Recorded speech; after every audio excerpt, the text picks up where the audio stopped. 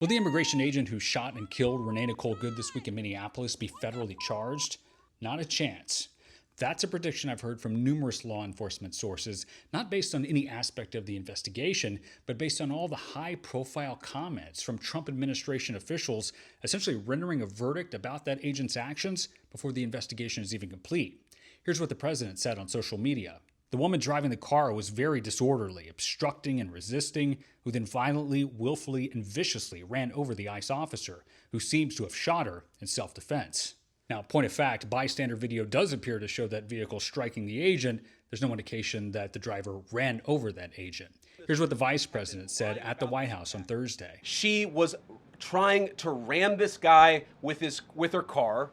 He shot back. He defended himself. He's already been seriously wounded in law enforcement operations before, and everybody who's been repeating the lie that this is some innocent woman who was out for a drive in Minneapolis when a law enforcement officer shot at her, you should be ashamed of yourselves.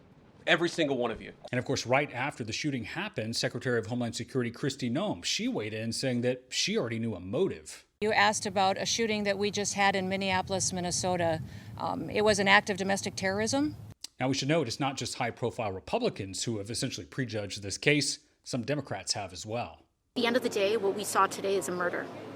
And murders in cold blood need to be prosecuted. Why does all this matter? Because in a high-profile, politically charged case like this, the public has to have confidence that a federal investigation will be done fairly, impartially, and transparently.